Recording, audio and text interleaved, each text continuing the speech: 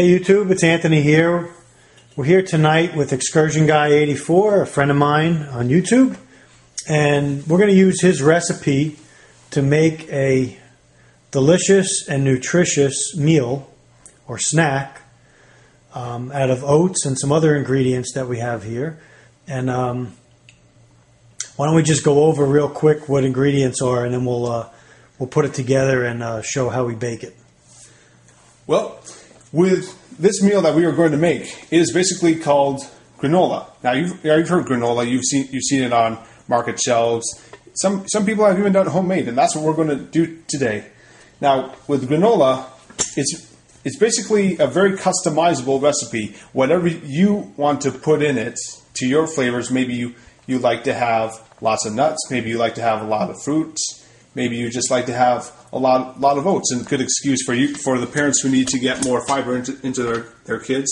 But these are just the selections we're going with. These are pretty optional. You can do, as you see, you got the almonds, you got the pecan halves.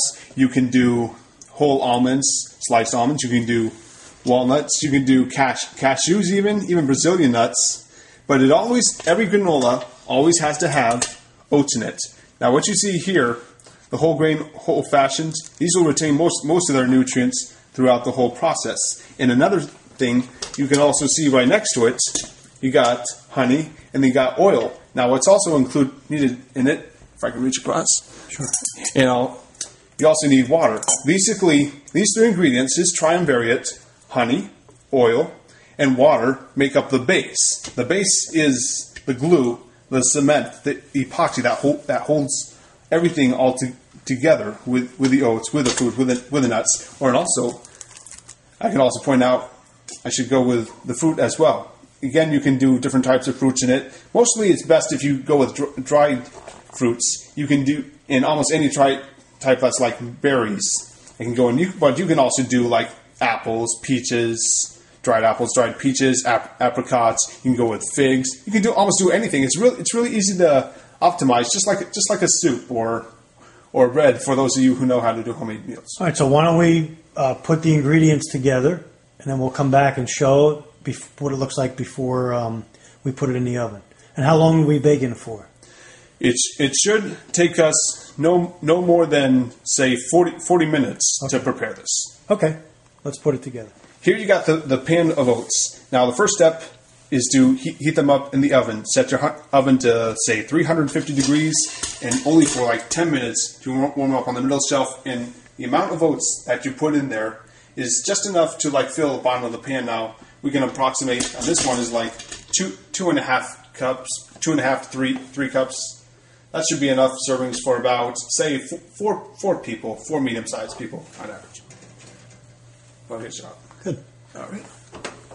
All right, now our next step is to put together the liquid bases. Again, as we said, you've got the honey, the vegetable oil, and the water. Now, here's what's really important is that they are divided into 3 equal parts.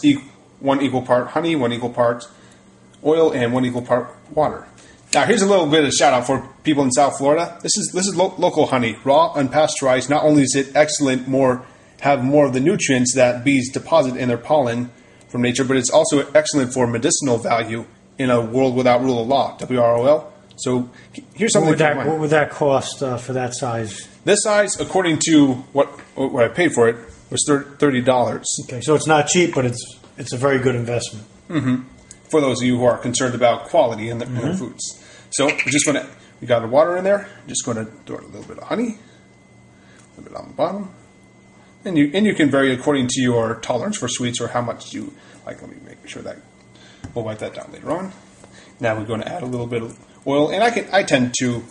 Again, you can do it as you prefer, but I prefer to do like just a minimal amount of oil, just enough to like drizzle on the top, because even though this is light and vegetable oil is pretty light, you do want to make sure that. And you mix it up from here. Yes, and you have to mix it in very rigorously, because the honey will stick to anything, and it needs to be a very cloudy looking mixture, not too rapid, so it kind of spilled out a little drops. But it's hard. I don't know if you can see on camera, but you can like see some of the residue of the honey as it's sitting on the bottom. You have to mix it up so it's very cloudy, so it's got a yellowish brownish tinge, and so you don't feel you keep mixing it until it gets that tinge you're looking for. But you can feel it when you're mixing. Yes, you can feel the resistance. You'll just move around very easily. Scrape the sides a little bit. All right, 10 minutes is now up, and it is time to remove the golden oats straight from the oven. I'm going to see if I can bring it into a close-up shot. You see, I don't know if you could see it in the earlier before, but basically there's a little more golden tint to it. That means they have a little toasted flavor to them. That contributes to the flavor. I'm just going to set it on here on the countertop to cool. I don't know if I can wait to eat it. I think I might have to eat it now. Oh, but you need some milk to go with it. Because remember, you don't want to dehydrate. All right, while the oats are still hot, we will go ahead and pour in our dried fruits. Strike while the invol's hot, so the old expression goes. Because it should help. It should, in this case, help the fruits expand a bit and prepare their cellular levels to receive a lot of the flavor as well. Especially when you pour on the base. Now these raisins have been here so long they get sticky dried. Of course, a lot of you parents with younger children will emphasize for this. Everyone who's always. How many boxes are we putting in? I think for this one, since we're doing just a small amount, we just won't do more.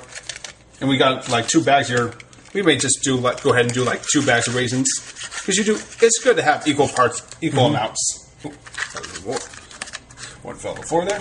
Now these ones. Now, can you pack this and take with you like in your bag in your 72-hour kit or you can because once it's like a Ziploc. Yes, the key is to make sure that it's very dry, that it's dried out afterwards. Okay. That is a really important step. And with the more fruit it is, the more liquids. Because this would be a really good energy boost in the field. Exactly. You know, whether you're out camping or hiking or whatever, or in a SHTF situation, or just a situation where you wanted extra calories. Because I know I'm a huge oats fan, and oats have protein, carbs, complex carbs. And the fiber it's almost too. The perfect food. And make the fiber. Sure that you are going regularly out there because that's very easy, especially for those who start to survive on meats. Mm-hmm. Because or other foods like say a lot of cheeses or bananas, you can interrupt your rhythm of cycle of Mm-hmm. So again, it's a lot of fibrous stuff. And here off topic. Another dried fruit that's also good for helping you go regular is prunes. Okay. So we have mixed berries, and what's in the other one? So we have raisins, mixed berries. I'll point them out to you. We got dried strawberries. Okay. Should have some. I believe these are. Prunes? No, those are too small to be prunes. I think those are either the cranberries. Cranberries. Okay. It got little. Actually, these should be the cranberries. The brighter red ones. These might be the blueberries. Blueberries. Okay. And raisins. Yeah. Okay. Raisins. All right. Now that we've got our fruits mixed in, we're just going to add in the nuts. Now, here first will be the walnuts. Now these will be a little larger size. Normally at my house I would just chop them up. But in this case, we can do that later when they get softer in the oven because we will be mixing them while they're being heated up. Okay. Throw them all in, and then we'll add our slivered almonds. I tell you, this looks good. Absolutely. Talk about a dense, nutritious snack / meal. Exactly. Getting a lot of flavonoids, a lot of the vitamins, minerals in the fruits. You get in your essential oils. In the nuts, you get a little protein, little starch and fiber, and you get it's almost a balanced meal. Almost good, except we don't have dried vegetables in there. So when do we put the honey topping on? The honey, water, and oil mixture is going to come next. In fact, let me reach over and get the full thing. And then once you put this on, we're putting it in the oven for how long? We should put it in for a total of 21 minutes. The reason why I say 21 minutes, I want to start very slowly add it in. Just going to do like little back and forth mixtures, make sure we get it all evenly. Because the really hard part to this is mixing in all the areas, making sure every part of it gets covered. Yeah, and so we can mix it up very well, so there's no like dry spots. Kind of like when you bake a cake. Now, if somebody like myself likes more honey than water, can I have put a little more honey in that mixture, or you want to be real precise when you mix that up? You can always add more. It'll just be harder to mix up, I guess. when you get to this point. It looks like it's pretty well saturated, yeah. Mm-hmm. But you can, if you wanted to add in more water, oil, or honey, I'd say honey would be the most challenging thing about this. So we can actually go ahead and try a little extra honey. Yeah, put a little extra honey on. I like the... Yeah, and I'll try to focus on the nuts in the high areas where there's fruits, since we want the fruits and nuts to clump up. That's what the advantage. YouTube, this was not in the original recipe, but I'm a big honey fan, so... Winnie the Pooh. I'm changing, I'm part Winnie the Pooh, so I'm putting more honey on. All right, now that we've got all the liquid base mixed in with it, we've got our honey, our water and oil mixture mixed around. We got the fruits, we got the nuts in there. Now it's all mixed up. We got to make sure, look to the bottom, scrape the bottom, make sure that there are no dry spots. We have some stuff fall out. Very, very careful for that too. Now it's time to put our mixture into the oven. And we will put it in for a total of 21 minutes. However, we will divide that 21 minutes into 3 7-minute intervals. Is that so you could thoroughly mix it? That is so we can thoroughly mix it, because every 7 minutes we have to make certain that there is none sticking to the bottom and creating a burning layer that will turn darker and blacker. Okay, here we go. Put it in. Make sure it's centered in the middle. Good job burning yourself. Okay. 21 minutes has passed. This is the third and final withdrawal, and this time it's coming out full of goods. We're going to lift it up here. Looking golden, huh? Oh yeah, that looks cool. Absolutely. And we got to stir it up again. Pushing. So you're going to stir this up a last time, then we're going to let it sit and cool. Yep, it needs to cool for at least a good 4 hours before the pan is cool to the touch, bottom of the pan. And then what? Transfer it into something else and put it in the fridge. You can transfer it into another container, preferably another metal container, so that heat can continue to radiate off the contents.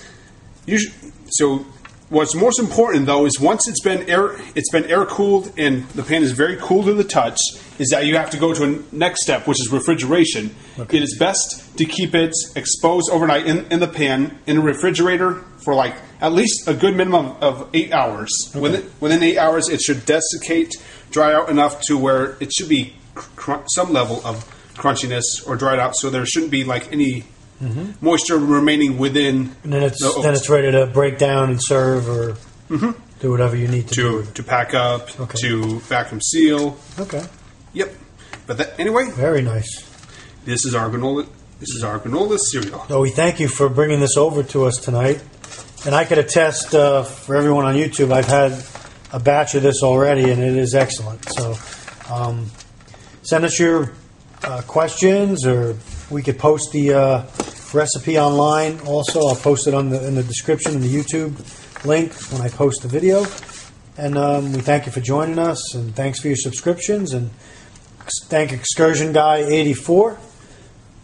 Thank Excursion Guy 84 for his coming out tonight, meeting with me, and getting this done. We'll do some more collaborative videos in the future. Take care.